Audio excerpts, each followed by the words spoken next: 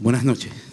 Agradecido a CEDICE, a Rocío por esta invitación. Yo me siento de verdad honrado de estar en este seminario internacional, en este panel, y para hablar de un tema que no es cómodo, al igual que mi amigo, también yo me preguntaba doble, ¿no? ¿Qué le pasó por la mente a Rocío para meterme a mí a hablar en temas de inflación y, en segundo lugar, temas de Friedman, ¿no? Pero luego intenté esbozar un poco los comentarios en 15 minutos que tengo para hablar acá con ustedes y compartir algunas reflexiones. Por eso decidí, por primera vez en mucho tiempo, yo vivo dando, de eso vivo además, de dar conferencias y uso siempre el apoyo gráfico de láminas, pero esta vez decidí prescindir de las láminas y solamente comentar algunas reflexiones con ustedes. Y quería arrancar por un tema, una pregunta que para mí tiene muchísima vigencia en lo que pasa hoy en Venezuela, nuestra tragedia como país, ¿no? ¿Por qué el gobierno está dispuesto a convivir con una inflación de 60%, que nos ubica en digamos, en el primer lugar en el mundo? Y además cuando el mundo tiene una tasa de inflación que no llega al 5%, es decir, cuando ya la inflación no es un problema de la dinámica de los países, ni menos de los países emergentes. ¿Por qué el gobierno se empeña en tener un déficit fiscal de 15 puntos de PIB, que es el déficit fiscal de cierre de 2013, que igualmente es el déficit fiscal más elevado para una economía emergente, ¿no? Y ir más allá. ¿Por qué los controles? ¿Por qué el modelo que muestra solamente esos dos números? Pudiéramos aquí decir mucho más, un claro fracaso. Y yo creo que tiene que ver, tristemente, la respuesta, porque ese modelo no está asociado a la generación de bienestar, que es la primera clase de pregrado. Uno en economía le enseñan el rol de las políticas económicas, ¿no? Generar bienestar en la gente, sino que es un modelo cuyo motor es la perpetuación en el poder.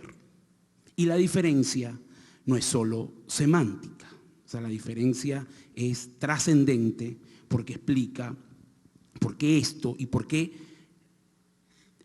o cambiamos del modelo y de quienes llevan el modelo, o no vamos a tener una solución al problema, y me voy a referir al panel y no a otros, de la inflación. Porque además, y es lo rico de estos paneles, por supuesto tengo muy poco tiempo y no me voy a centrar en las diferencias, no creo en la dolarización para Venezuela.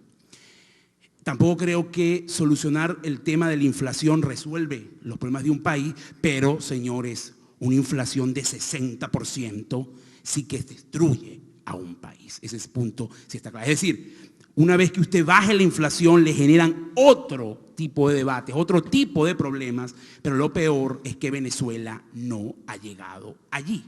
Entonces el tema está en esa inflación de ese nivel, y que en el caso de alimentos alcanza casi el 80%. Imagínense lo que eso significa para los sectores más pobres, que ustedes saben, en su canasta la mayor proporción, por supuesto, que destinan de su renta es para la compra de alimentos.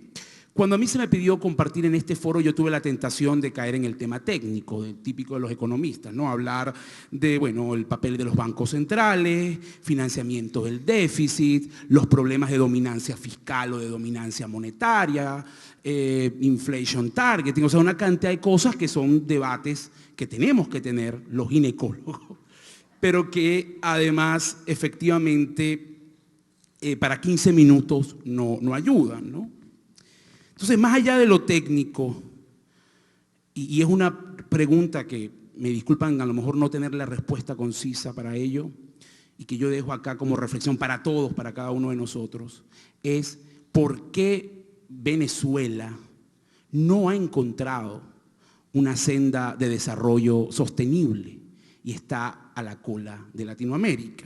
¿Y por qué yo digo eso? Bueno, usted tiene ahí la evidencia, el índice de inflación, el déficit fiscal, el tema del diferencial cambiario, es decir, para mis amigos internacionales, en Venezuela un dólar oficial que nadie ve vale 6.30, pero un dólar negro es más de 10 veces ese valor, ¿no?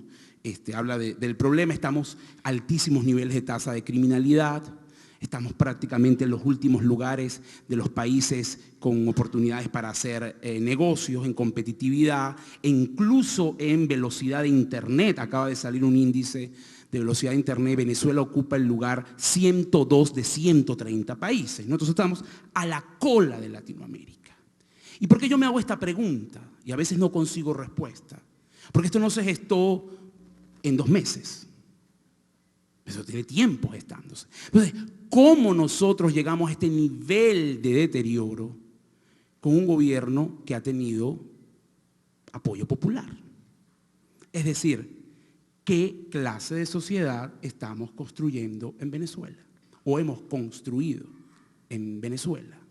Peor aún, ¿cómo llegamos a estos niveles, a estos índices que podrían deprimir a cualquiera? Por lo menos a mí me deprime, y ya me voy a referir a un tema de la inflación que es peligroso. Y a veces uno ve indicadores por allí, yo no voy a entrar en el debate de la técnica del indicador. Me voy a referir a esos índices que uno ve por allí de la felicidad, donde Venezuela está en los primeros lugares, ¿no? Incluso siempre lo utiliza el gobierno como propaganda. Entonces, ¿cómo usted puede o cómo ha logrado parte de nuestra sociedad, y no nos engañemos, no es una parte pequeña, ha validado este modelo que tenemos en Venezuela? Y nosotros que somos parte de una élite, que tenemos acceso al conocimiento, al debate de ideas, que es una de las grandes cosas que yo más valoro en CEDICE, tiene que llamarnos a la reflexión. Es decir, ¿qué está detrás de que este modelo haya tenido apoyo? Probablemente podemos entrar en lucubrar el tema del uso político de la renta, la estructura de incentivos perversos que ha creado el chavismo, pero también de cara a futuro, para los que queremos cambiar esto, es un tema pertinente, y yo no me puedo ir de acá en estos breves minutos sin que dejar esta pregunta en el aire y que sea una reflexión para cada uno de nosotros y para cada una de nuestras instancias de trabajo. Y so pena de que Rocío me regañe, yo voy a volver al tema del debate, al tema de la política monetaria, ¿no? Hay un consenso que parece tonto, que además cualquiera dirá, eso lo sabe todo el mundo. Eso, por favor, tú no estás diciendo nada nuevo, ¿no? Pero que yo creo que no deja de ser relevante, y más allá del tema de la dolarización. Pero los países que tienen baja inflación son países con bancos centrales independientes. Eso es una correlación clara y directa. Eso es un tema que no podemos descuidar, y hoy mucho más, porque yo no sé si alguno de ustedes probablemente estaba acá y no vio una cosa que a mí me dio profunda tristeza: el comunicado con motivo de la publicación de la tasa de inflación de marzo de nuestro Banco Central de Venezuela. Que me voy a permitir solamente leer una frase, la tengo aquí, disculpan que saque el celular, pero obviamente no pude imprimir porque fue en plena cosa de esta. Esto dice el comunicado, para nuestros invitados internacionales, de nuestro Banco Central. Un grupo radical de la oposición política, guiado por su afán de hacerse con el poder a toda costa, sin consideración por el orden constitucional ni la voluntad mayoritaria del pueblo, no dudó en poner práctica diversas iniciativas para generar desestabilización política, promover crispación colectiva, auspiciar un marco de condiciones caóticas y de desasosiego económico, político y social que estimulase la insurrección social e incluso la intervención de sus aliados foráneos. No va a seguir leyendo para... Eso lo publicó el Banco Central de Venezuela. Entonces, me voy a referir al tema de un reciente, lo traje acá, estudio del Banco de Corea, el Banco Central de Corea del Sur, se imaginarán ustedes, no piensen en la otra, hizo público un documento de investigación en el cual mide la transparencia de 100 bancos centrales en el mundo entre 1998 y 2010 y se evalúan los efectos de una mayor o menor transparencia. Bueno, de acuerdo a ese índice, el Banco Central de Venezuela consiguió en 2010 una puntuación de 4 puntos de un máximo de 15. Y se clasificó de número 76 de una muestra de 120. Entonces, no es, como lo dijo el doctor Paso y los que me precedieron, no es casualidad el tema de la alta inflación, no es guerra económica. O sea, hay una correlación directa entre un banco central que no es independiente, tal como lo garantiza incluso nuestra Constitución, y que tampoco es transparente. Y eso, por supuesto, tiene incidencia en la inflación. Y ahí es donde me quiero referir en estos pocos minutos que me quedan, porque es un hecho extremadamente peligroso que, en mi opinión, tiene que estar en el debate económico de las ideas económicas en Venezuela y a nivel internacional, y lo digo de cara también a mis honorables compañeros que vienen de otros países. Venezuela está entrando en un ciclo perverso de financiamiento monetario de déficit público por parte del Banco Central de Venezuela. No es solamente el crecimiento de agregados monetarios, es que el Banco Central de Venezuela imprime billetes para dárselo al gobierno para que el gobierno pueda financiar su déficit fiscal. Es decir, un ejemplo típico, y ahí voy a lo técnico, de dominancia fiscal. Es un banco central atado de manos con un gobierno que ejecuta su política fiscal sin tomar en cuenta temas de sostenibilidad. Para que tengan un dato y una idea, ese déficit de 15 puntos de PIB que yo les hablé el año pasado, nosotros calculamos en Ecoanalítica que 8 puntos de esos 15 fueron financiados vía emisión o auxilio financiero del Banco Central de Venezuela. Señores, ¿cómo no vamos a tener una inflación de casi 60%? No hay otra manera. Friedman está más vigente que nunca en Venezuela.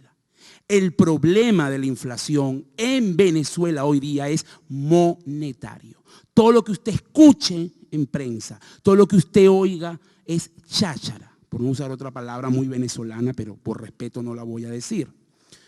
Es monetario. Es un banco central que se puso de rodillas, y es triste decirlo, a un gobierno.